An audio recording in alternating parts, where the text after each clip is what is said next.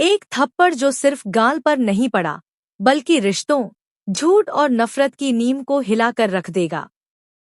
जिस विक्रांत को अपना कहकर दुनिया से लड़ने का दावा था, आज उसी के सामने रोनी ने खड़ा होकर कह दिया, मेरे लिए तू मर चुका है। जेल में बंद मन्नत, बाहर जलता हुआ सच और आने वाला ऐसा ट्विस्ट जो सब कुछ पलट देगा। I hate them, I hate Vikrant, ये शब्द नहीं, रोनी के दिल की आग है। वही रोनी जिसने सालों तक अपने बेटे को माफ करने की कोशिश की, लेकिन आज हद पार हो गई। पुलिस स्टेशन में जब मन्नत को हथकड़ी लगाकर जेल भेजा जाता है, तब रोनी को पता चलता है कि जिस बेटी को वह अपनी जान से ज्यादा मानता है, उस पर बच्चों की जान लेने का इल्जाम लगाया गया है। रोनी बिना एक पल गंवाए सीधे थाने पहुंचता है। आंखों में गुस्सा, चेहरे पर दर्द और दिल में सिर्फ एक सवाल, क्या मन्नत ऐसा कर सकती है? वहीं दूसरी तरफ विक्रांत पूरे भरोसे के साथ मन्नत के खिलाफ जहर उगल रहा होता है। वह कहता है कि मन्नत की फितरत ही झूठ और धोखे की है और वही बच्चों की हालत के लिए जिम्मेदार है। हर इल्जाम के साथ मन्नत की मुश्किलें बढ़ती जाती हैं, लेकिन तभी रोनी का सब्र टूट जाता है। सबके सामने बिना डरे और बिना सोचे रोनी विक्रांत को जोरदार थप्पड़ मार देता है। पूरा थाना सन्न रह जाता है। रोनी साफ शब्दों में कह देता है कि ऐसा बेटा उसे मंजूर नहीं, जो बेगुनाह पर इल्जाम लगाए और अपनी ही माँ बाप की इज्जत भूल जाए। रोनी का यह कदम मन्नत के लिए एक ढाल बन जाता है। जेल में बैठी मन्नत टूट चुकी होती है, लेकिन जब उसे पता चलता है कि रोनी उसके साथ खड़ा है, तो उसकी आंखों में फिर से उम्मीद की चमक आ जाती है। दुआ भी अपनी मां के सपोर्ट में सामने आती है और विक्रांत को खरी-खरी सुनाती है। वह कहती है कि जिसने कभी भरोसा करना नहीं सीखा, वह सामने आती है और विक्रांत को खरी-खरी सुनाती है। वह कहती है कि जिसने कभी भरोसा करना नहीं सीखा, वह आज सच्चाई का फैसला कैसे कर सकता है। उधर धैर्य हर पल मन्नत के साथ है। उसे किसी सबूत की जरूरत नहीं, क्योंकि उसका भरोसा ही सबसे बड़ा सबूत है।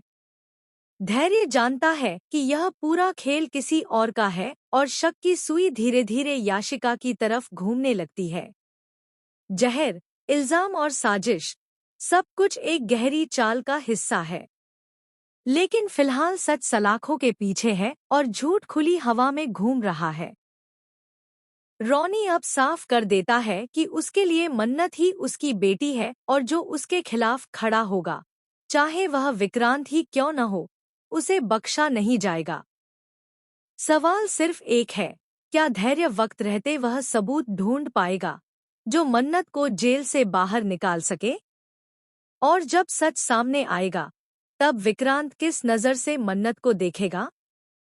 आने वाला ट्विस्ट सिर्फ कहानी नहीं बदलेगा, बल्कि रिश्तों की असलियत भी सबके सामने ले आएगा। जारी रहेगा। जेल की चार दीवारों के बीच बैठी मन्नत का सब्र अब जवाब देने लगता है। हर आवाज, हर कदम उसे डराता है, लेकिन फिर भी उसकी आंखों में एक सवाल बार बार उभरता है, क्या सच कभी बाहर आएगा? तभी उसे याद आता है रोनी का वह थप्पड़, वह आवाज और वह शब्द, मेरी बेटी बेगुनाह है। वही शब्द मन्नत को टूटने नहीं देते। दूसरी तरफ रोनी भी चैन से नहीं बैठता। वह साफ कह देता है कि अगर सिस्टम भी मन्नत के खिलाफ गया, तो वह अकेला ही सही, लेकिन सच के लिए लड़ेगा। विक्रांत को लगता है कि उसने बाजी मार ली है। उसे यकीन सामने आती है और विक्रांत को खरी-खरी सुनाती है। वह कहती है कि जिसने कभी भरोसा करना नहीं सीखा, वह आज सच्चाई का फैसला कैसे कर सकता है। उधर धैर्य हर पल मन्नत के साथ है। उसे किसी सबूत की जरूरत नहीं, क्योंकि उसका भरोसा ही सबसे बड़ा सबूत है। धैर्य जानता है कि यह पूरा खेल किसी और का है और शक की सुई धीरे धीरे याशिका की तरफ घूमने लगती है। जहर, इल्जाम और साजिश, सब कुछ एक गहरी चाल का हिस्सा है।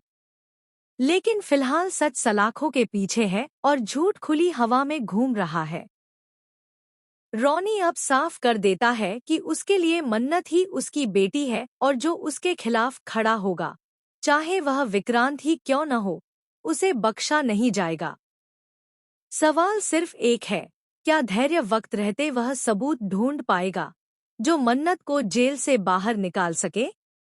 और जब सच सामने आएगा, तब विक्रांत किस नज़र से मन्नत को देखेगा?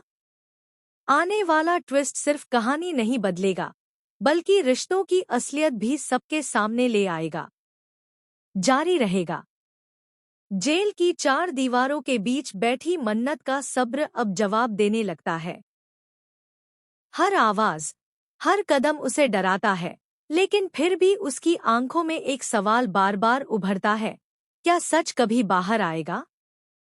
तभी उसे याद आता है रॉनी का वह थप्पड़, वह आवाज और वह शब्द, मेरी बेटी बेगुनाह है।